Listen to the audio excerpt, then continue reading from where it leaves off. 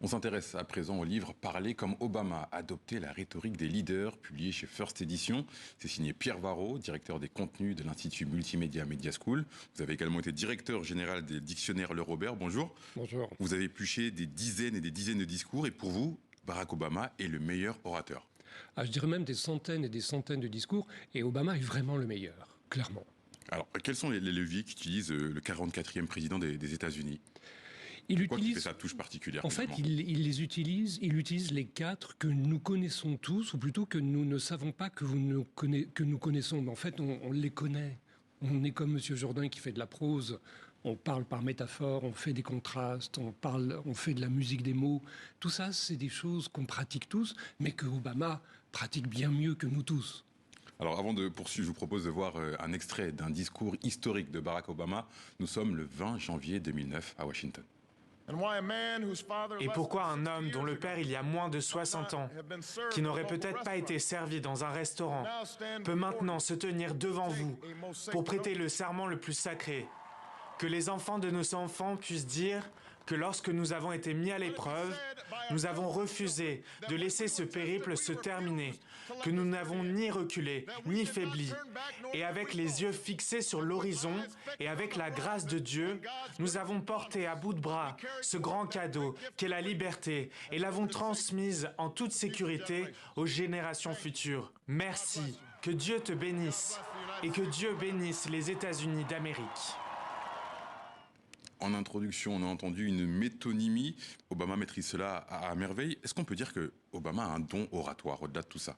Alors je crois qu'on peut le dire et que lui-même il le dit. C'est-à-dire qu'il dit, quand il y a un sénateur, je me souviens, il y a une dizaine d'années, lui dit « mais tu as un don ». Enfin, on tutoie et on vous voit en anglais. Et Obama dit probablement. En réalité, derrière le don, il y a énormément de discours d'entraînement. Il a fait ses campagnes, il était élu de l'Illinois comme sénateur. Il a grimpé, il a répété 100 fois ses discours. Lui-même s'est inspiré des grands de Martin Luther King. Et Pasteur aussi, vous dites. Bien sûr, de tout ce qui se passait. Mais lui, il l'a transformé. Enfin, quand il était étudiant à Harvard, il était très au-dessus des autres, même déjà étudiant à Harvard. Et la voix, ça aide aussi, un petit peu ? Alors, il a une voix, Barack Obama. En plus, il est grand, il est beau, il parle bien, tout ce qu'on veut. Mais même si on enlève tout ça, il reste des leviers qu'on peut tous mobiliser exactement comme lui. Vous parlez d'autres grands orateurs dans ce livre, Robert Badinter, John Fitzgerald Kennedy et aussi Simone Veil. Vous dites qu'elle utilisait peu de métonymie et encore moins de métaphores. Comment elle se démarquait à travers ses discours ? Alors, elle était extrêmement prudente. C'était la plus prudente par rapport à, par exemple, quand Badinter, lui, sur le discours, le fameux discours sur la fin de la peine de mort, essaye de nous convaincre. Il nous dit, mais c'est une loterie entre 12 personnes qui vont voter. Une loterie, c'est une métaphore, c'est une image qui permet de comprendre à tous. Et puis après, il emploie une métonymie, c'est-à-dire un zoom avant, un exemple. Il dit, mais vous vous rendez compte, ces 12 personnes-là, elles vont peut-être être remises en cause par 12 autres personnes en appel. Autrement dit, cette loterie, c'est pas possible. Enfin, 12 personnes qui vont juger de qui est je, etc. Il y a un chapitre consacré à la musique des mots. Yes We Can, pour revenir à Barack Obama, c'est le parfait exemple. Ah oui, Yes We Can, il pouvait le répéter, mais 10 fois par discours. Il l'a répété au long de la campagne de 2008 qui l'a amené à cette présidence.